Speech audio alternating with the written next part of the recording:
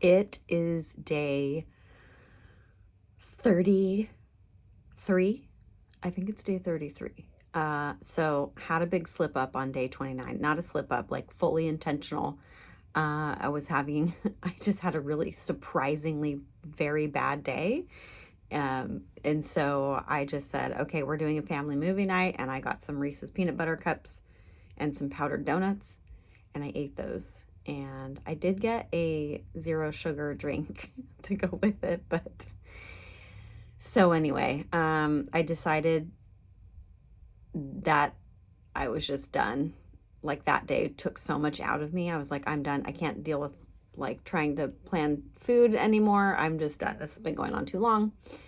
And then the next day, I just decided to keep going. So I'm still going. And then this will end on Tuesday or Wednesday, this upcoming Tuesday or Wednesday. So just a couple days after I post this video. And I think what I've learned from this is that if you want to do a sugar detox, you have to make everything yourself. Getting any convenience food, anything that is sold in grocery stores that's prepackaged has added sugar. And the reason for that is because they add so many preservatives, they have to make it palatable, so they add sugar in. So things that shouldn't have any sugar in them at all have sugar in them. So even if it's a small amount, like 3 grams per serving, actually that's not a small amount really, if you think about it per serving. I don't know. So if you want to do like a complete sugar detox, you have to make everything yourself. So what I did was I gave myself allowances of things could have up to 3 grams per serving, but it couldn't be added sugar. So it had to be natural sugar. And then for some things I allowed up to 1 gram of added sugar, just because it was so limiting. And I don't currently have the lifestyle where I can make every single meal from scratch. And so, and I definitely would if I could, because I like to cook, I like to prepare food. But it was just impossible unless I just want to have boiled vegetables every day, which would have made this whole thing even harder. Although I don't know, maybe if I had done it completely clean, it would have been easier and the cravings would have gone. So, I'm definitely willing to do it again in the future for like, 10 days, having everything like packaged, prepared, all my meals ready to eat, to do like it super clean with no sugar.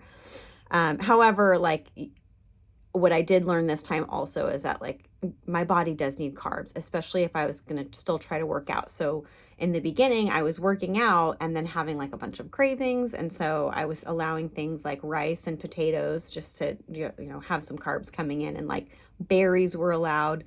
But towards the end, like I just stopped working out because I was so tired. My body didn't have enough energy. And especially as middle-aged ladies, we do need a carb boost before workouts, like pre-workout. But yeah, like I couldn't eat enough sugar to be able to sustain myself. So anyway, I wouldn't call this a failure. I don't think I did it perfectly. I really didn't enjoy it like I did the first time when I just did the 14 days. Maybe it was just because it was cleaner and the cravings went away faster. That could definitely be it. Also, having a menstrual cycle cut right into the middle of it was also made it difficult, because those are, I will have all sorts of just whiny behaviors. Like, I don't want to do this, I don't want to do that. And so definitely felt like quitting at that time and just wanting to treat myself to some chocolate. But I really think the biggest takeaway is, even when I am actively avoiding sugar, it is almost impossible. So just being so aware of how much I must actually consume on what I consider to be a regular day of eating. If I start with some sweet cream, like cream foam in my coffee in the morning, like that's it, just a little cream foam, 3 grams of sugar. Okay, no big deal. But what if I have a second cup, 6 grams of sugar, and then I have, a half a breakfast burrito? So you're like, well, that's not so bad. Eggs, maybe eggs, bacon, cheese, but the tortilla has sugar in it. So then I'm at say 9 grams now. Okay. Lunchtime, I have a little bit of peanut butter with some apples, and it's just like, you think that you're, eating foods that are healthy, and they even may be healthy foods, but like the combination altogether, it's just snowballing the amounts of sugar that you're consuming. And so it's kind of wild. Like I never really noticed, because I swear by the fact that I'm like a savory person. I would, if I had to choose, I would want like fats and salty things over sweet things. But maybe that's because there's already so much sugar built in my diet that I don't even crave it. But it is wild. I also think that the zero sugar drinks, I didn't do those the first time, and I don't do those ever. I don't like them generally. I think those, if there's something ice ones, they come in like all those neon chemical colors. Those ones actually pass for me.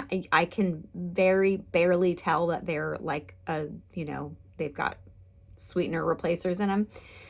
But everything else, it just leaves me wanting more sugar. My brain goes, yes, sugar's coming. You get that like little tingle on your tongue, and then the sugar doesn't happen. The dopamine doesn't happen. And your brain goes, hey, what the heck? Try again. Give me another one, and it's never ending. So I don't think that helps people who are trying to quit sugar. So I wouldn't do that next time. I would though, just because I'm so aware of how much sugar is in what I consider to be my normal diet. I would consider having one of those if I was craving a soda, once in a while. Like if I was gonna like do movies where I want a candy and a soda, maybe I would grab the zero sugar soda, because I'm already getting the sugar from the candy. I don't need to double dose myself, because I could get away with that when I was a teenager, but now like with the popcorn, I don't know what they put in that, but then you have the popcorn, one candy, and then like a pop, and you just feel so sick. I know that so many of you can relate, but I mean, you could do that no problem in the old days, no problem. I mean, you were like hungry after, like, let's go get Taco Bell, but no, it makes me so sick. Also, because you're sitting and you're not burning any calories, and it's too much. So there are situations where I would actually consider using some of those, because I did find a couple that were palatable for me. Otherwise, yeah, I want to be a lot more careful. And now that I know what some of the lower sugar options are for some of the prepared foods, I'm going to opt to use those foods, like dressings, for example. That's another way you're adding more sugar onto what you're eating. But at the end of the day, the best way to eat is to make everything yourself so that it's fresh. You're not having to put sugar in it because it doesn't have a bunch of preservatives. And so that is always the best way. As for my body goals, my fitness goals, my health goals, overall, like sleep, weight loss, all of that, I have come to terms with the fact that the number one culprit, I haven't been doing this perfectly. I've like totally gone, a whole week without exercising more than one time. And I haven't pushed myself the way that I can push myself. So I do want to I want everybody to consider that. But the main culprit is the job that I have, working the night shift. And I've known this for a long time, that it isn't healthy. I've noticed the immediate health effects. I thought that I could get away with it this time because my toddler had started just sleeping in like super late, like till 9:30. So I could at least come home and get like 2 hours in right at the beginning of the day and then try to nap later. That's not happening anymore. She's waking up at 7:30 and refusing to do naps in the middle of the day. So I think we're done with naps. And that leaves me just completely not getting sleep. The reason that the graveyard shift worked is because I homeschool. So I wanted to be home with the kids. I don't like the idea of sending her somewhere supervised by other people that I'm not super close with. So working during the day just wasn't a feasible option for me. Because the job that I work at now, I love the company, love the people, love the clients. I love everything about it, other than I wish I paid a little more, and just that I can't do a day shift there because I can't bring my daughter. So, I have concluded that I need to I need to do something that is in education or childcare where she can come with me. This is a field I have lots of experience in. So that is something that I plan to do in the next several months, because I know even if I put balls to the wall, I'm going to plateau, because my body will not let the rest of the fat go, because I'm in like a constant state of fight or flight because of the lack of sleep.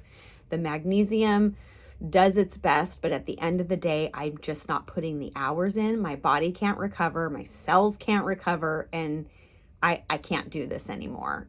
I'm 41. This is really, really hard on my body. If I didn't have the toddler, I could do it, or I have the job, a different job with the toddler. And obviously the toddler's not negotiable. So I'm going to have to do something else. So it's, and again, I knew that I was going to be heading toward a different career path anyway. This was kind of not really the one I was thinking about, but it's the quickest way from A to B. I know I could get a job quickly.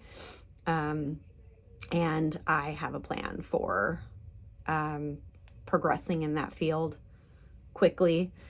So I am, though, going to work really hard on my body and sticking with my fitness goals and really trying to get in the sleep when I can, just because I don't want this to be the thing that stops me from doing that stuff, because it's still good for me. And I still want to make some progress while I'm waiting to make that transition. So I'm not just going to sit here and do nothing. So I just always have my weights nearby, and I need to get back to the gym. I haven't been for 2 weeks now, and that's a really long time to not go. Just things have been not matching up with the schedule. Again, they also have childcare there, so I can take my toddler. Problem is that in the middle of the day, which is the most likely time that I would want to go, the childcare is not open. So it's just open in the morning and it's open in the evening and not in between. And that makes it a little bit more challenging. So, because I'm super tired in the morning and I'm super tired in the evening. So it's just really hard to get myself to go, but I can, and I will. So anyway, that's the update. And thanks for checking in with me, keeping me accountable. I hope you guys are tackling your own goals or trying your best and forgiving yourself when you don't. I will catch you in the next video.